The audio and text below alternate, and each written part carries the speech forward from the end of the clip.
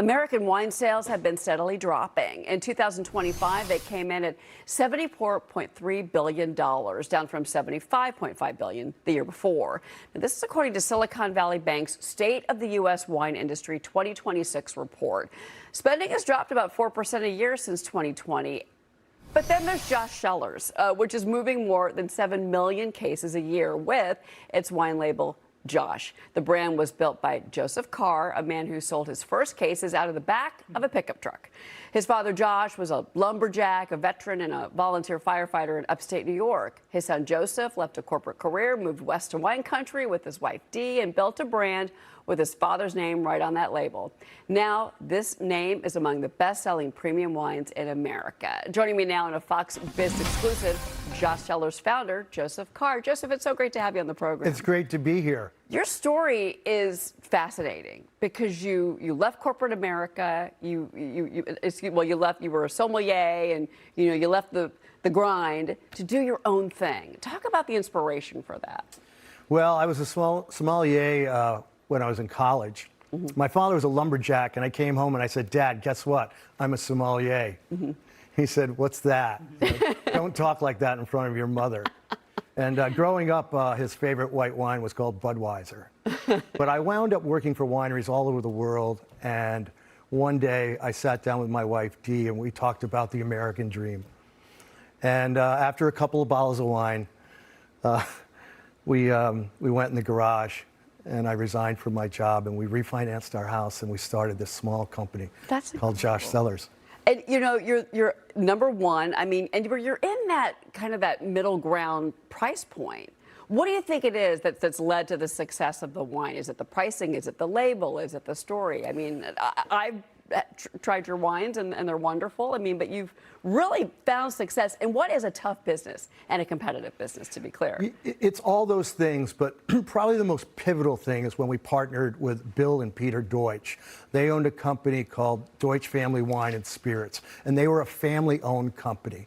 And they sat down with me one day, and we talked about the beginnings of our companies, where they would sit in their laundry room and wait for an order to come in. They understood what it was like to be a small family business. Mm-hmm. And they brought to me a vision.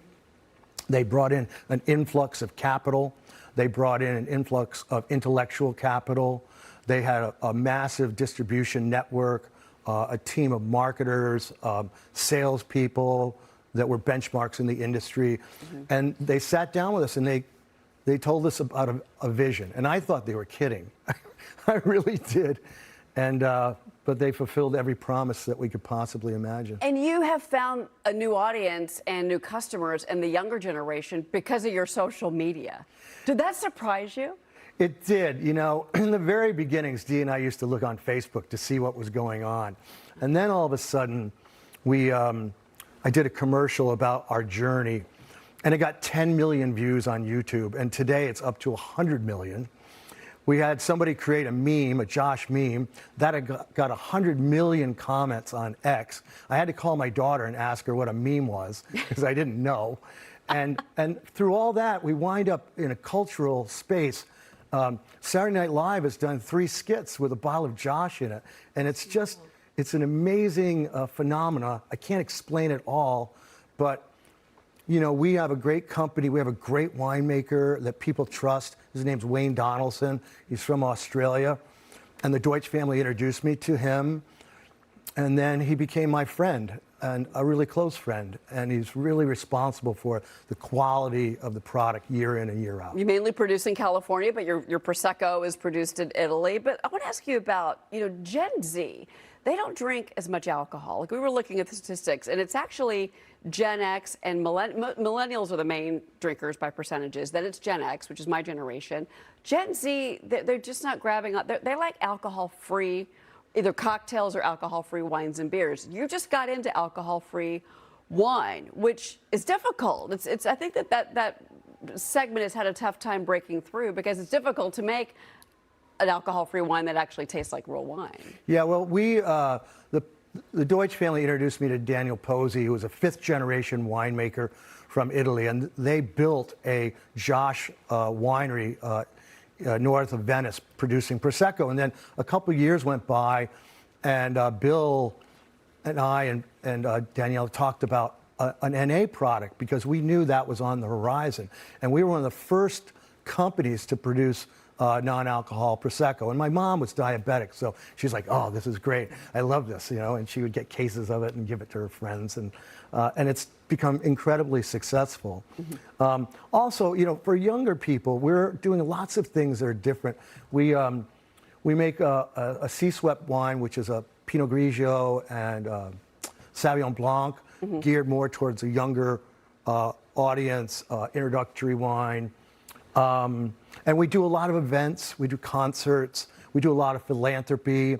I met this great guy named Josh Groban, who we through his foundation, Find Your Light, we donated a piano to a veterans home in LA. And that resonates, and that gets people talking about the brand.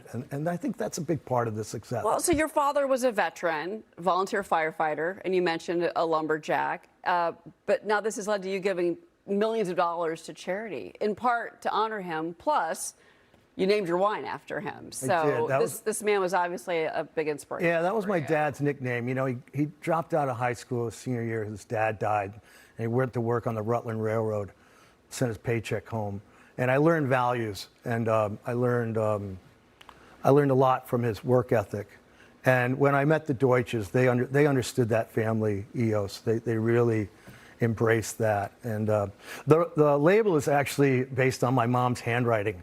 Oh, is it really? I couldn't afford an artist, and my mom grabbed it, and she wrote down his name, and I said, that's it. And it gave me an opportunity to talk about my dad and these quality wines that I felt that we could make. We could make something under 20 euros, because most wines in the world are under 20 euros.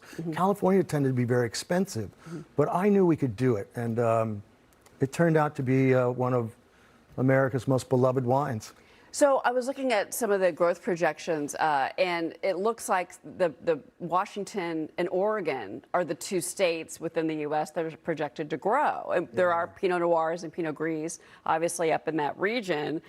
Do you think you would expand? Would you ever consider opening up a facility up there? I don't know if we'd open up a facility, but we did make a Pinot Noir for that market at one point in time. Both of those states are great. I mean, Washington in particular, I really like a lot. And they produce wonderful wines. They're a much smaller category than California. California is 80% of all the wine production in the country. But they're great vineyards and just a beautiful place to work. I've also seen, whether it's Kirkland, you know, Costco, Kroger, everyone's getting into basically your category, you know, trying to compete with you. Have you felt that competition? Has it been difficult? I don't think we really feel that competition. We're aware of it. Private labels tend to come and go. They're not brand building exercises. And we could have gone into that. In fact, Trader Joe's, when I first started, wanted just their own label, and I had to say no. And I remember they wanted you to be the $2 Chuck. Yeah, they did, and they gave me a big order, and I said no. And my wife's like, "Have you looked at our bank account? What are you doing, saying no?" You know. And I always wanted to make red wines, and I made Cabernet Sauvignon. And one day, my wife said to me, "When are you going to make Chardonnay?" I said, "Honey, I'm a red wine producer." And Dee said, "Well, I'm president of the company," so I had to go out and make Chardonnay, and it got higher scores than any of my red wines. So it seems like you're having a lot of fun. Like, you still really enjoy what you do. You still really enjoy it. I mean, you could have walked away when you sold the company. Yeah. And you didn't. No, I mean, it's an amazing lifestyle, and I'm working with people that I respect and I care about, and I feel the same way about them. You know, they're really great to work with. Are you ever going to retire? Wine people don't retire. Okay. I mean, I would like to retire, I think, but you're saying you're just going to keep on going. Yeah. You really just, you know. Yeah, it's fun. It's a blast. And you meet new consumers and younger people. Yeah. And they come up to you and they say, "Oh, we love your wine," or "My mom loves your wine." And so, you know, I get a picture and send it to their mom. Well, Joseph, it's a great story. And again, doing so much for charity, the piano with Josh Groban, all the things that you've done. But just, it's nice to see that the company has done so well. And it's a younger company. You didn't actually launch until, what'd you say, 2004? Well, Josh didn't come around until 2009. Yeah, but you quit your job. That was 2000. I quit my job in 2002. That was quite the 2000. conversation at the supper table. I mean, in the world of wine, you're young. We are. Yeah. We're very young. Yeah, Yes. but very successful. Yeah. Joseph Carr, thank you so much. It's really nice to meet you. All right. Yeah. Thank you. We're going to be following it. All right.